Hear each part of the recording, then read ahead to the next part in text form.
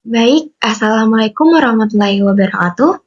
Perkenalkan, nama saya Andi Putri Pratiwi Pramula R dari kelas 2 AD4 dengan NIM 452222012. Pada kali ini saya akan menjelaskan presentasi dari Letter of Credit. Memasuki materi, ada kutipan motivasi dari Mark Cuban, yaitu You have to learn how to use time wisely and be productive. How wisely you use your time will have far more impact on your life and success than any amount of money. Yang artinya, Anda harus belajar bagaimana menggunakan waktu dengan bijak dan menjadi produktif. Seberapa bijak Anda menggunakan waktu Anda akan berdampak jauh lebih besar pada kehidupan dan kesuksesan dibandingkan jumlah uang berapapun angkanya. Adapun pokok pembahasan yang akan kita bahas dalam presentasi kali ini, yaitu pertama, pengertian letter of credit, yang kedua, tujuan letter of credit, yang ketiga ada fungsi letter of credit, keempat, jenis-jenis letter of credit, yang kelima ada pihak yang terlibat langsung, yang keenam ada pihak yang tidak terlibat langsung, yang ketujuh ada kelebihan letter of credit, dan yang kedelapan ada kekurangan letter of credit. Pertama, ada pengertian letter of credit. Letter of credit adalah surat yang diterbitkan oleh bank yang berisi jaminan bahwa importir sebuah barang akan melakukan pembayaran tepat waktu dengan nominal pembayaran yang sesuai. Surat ini umumnya diterbitkan untuk transaksi ekspor-impor atau eksim. Hal ini karena dalam transaksi perdagangan internasional, eksportir seringkali tidak mengenal importir, dan tentunya ada perbedaan kebijakan ekspor-impor di kedua negara. Adanya letter of credit yang diterbitkan oleh institusi yang kredibel, seperti bank, bisa menjadi jaminan pada eksportir kalau importir pasti akan membayar transaksi tepat waktu, sehingga perdagangan internasional menjadi lebih lancar. Ada tujuan letter of credit. Adapun tujuan letter of credit untuk memberikan jaminan atau keamanan bagi eksportir untuk mendapatkan pembayaran atas barang yang dijual. Sedangkan importir memberikan jaminan bahwa banknya tidak akan melakukan pembayaran sebelum persyaratan yang ditentukan dalam letter of credit dipenuhi. Ada fungsi letter of credit.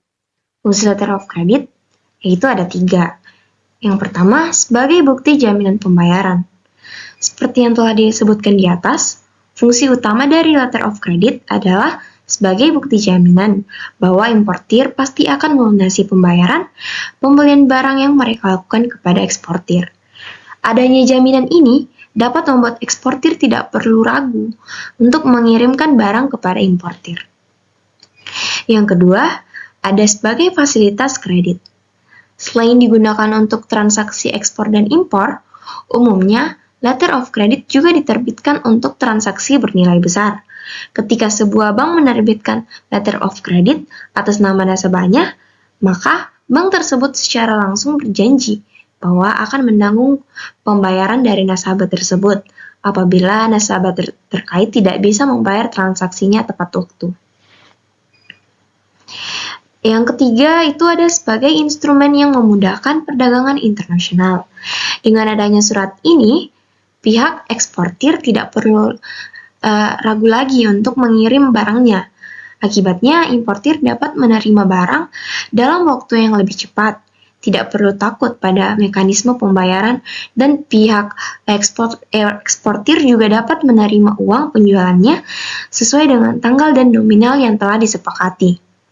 Dengan demikian, proses perdagangan internasional menjadi lebih lancar. Yang keempat, ada jenis-jenis letter of credit.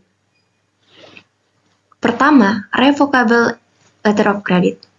Revocable letter of credit adalah letter kredit yang bisa dibatalkan atau diubah secara sepihak sewaktu-waktu oleh bank penerbit tanpa ada konfirmasi kepada pihak importir. Yang kedua, ada irrevocable letter credit.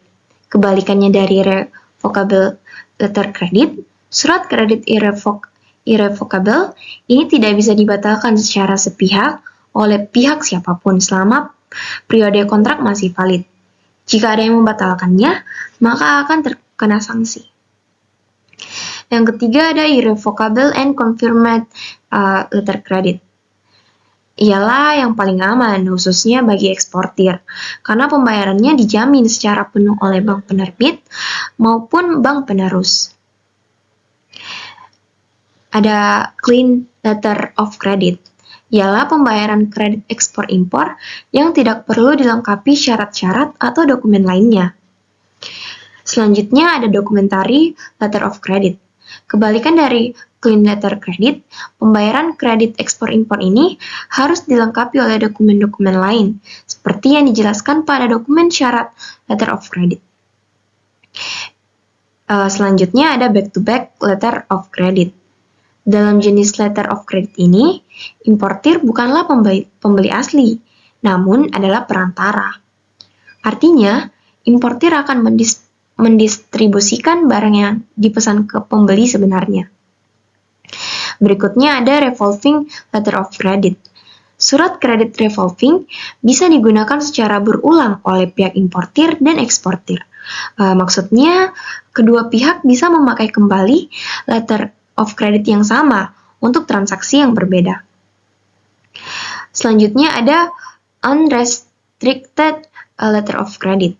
Pada jenis letter of credit satu ini, pihak importir dan eksportir diberi kemudahan, yaitu mereka tidak dibatasi ketika melakukan negosiasi di bank manapun.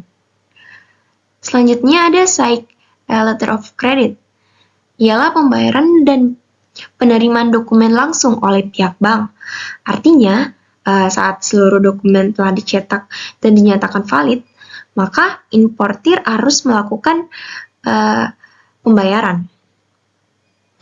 Selanjutnya ada usance letter of credit, ialah kebalikan dari SAIC letter of credit. Usance letter of credit ialah ketika eksportir memberikan jangka waktu atau masa jatuh tempo kepada importir untuk melakukan pembayaran kredit. Berikutnya ada red clause letter of credit. Red clause letter of credit adalah letter of credit yang ditulis oleh bank menggunakan klausa khusus yang isinya terkait bank penerus, diberikan kuasa oleh bank penerbit untuk membayar DP kredit kepada eksportir. Yang selanjutnya ada transferable letter of credit.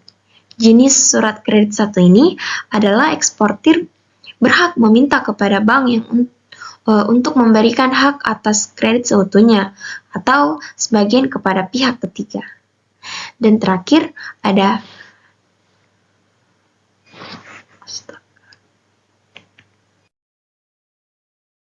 selanjutnya ada unrestricted letter of credit.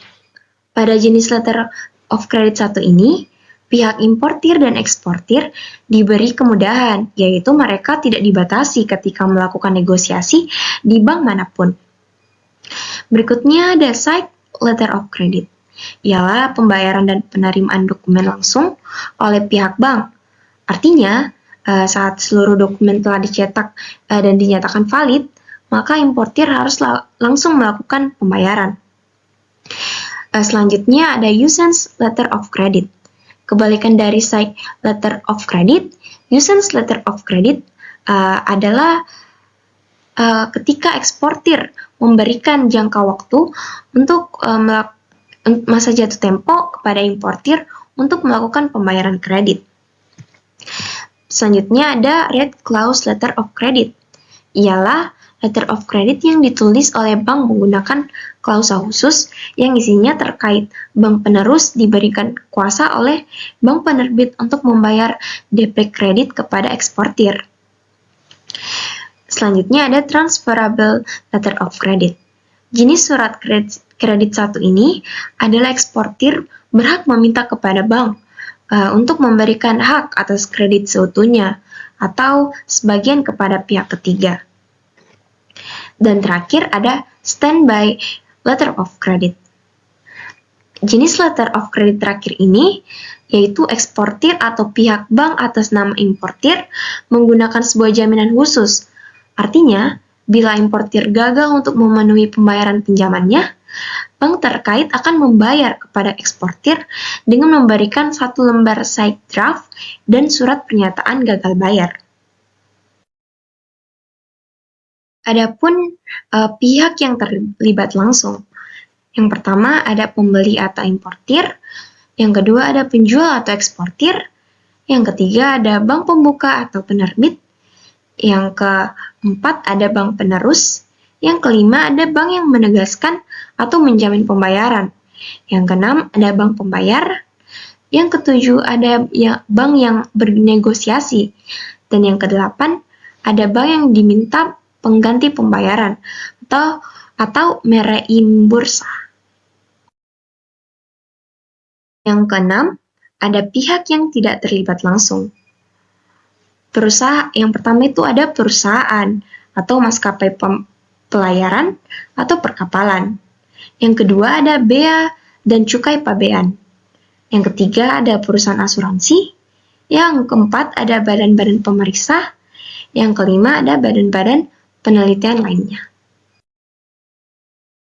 Kelebihan letter of credit. Yang pertama, relatif paling aman bagi kedua belah pihak. Yang kedua, ada eksportir, terjamin pembayarannya sepanjang persyaratan letter of credit telah terpenuhi. Yang ketiga, penjamin atas pembayaran adalah bank atau issuing, bukan importir.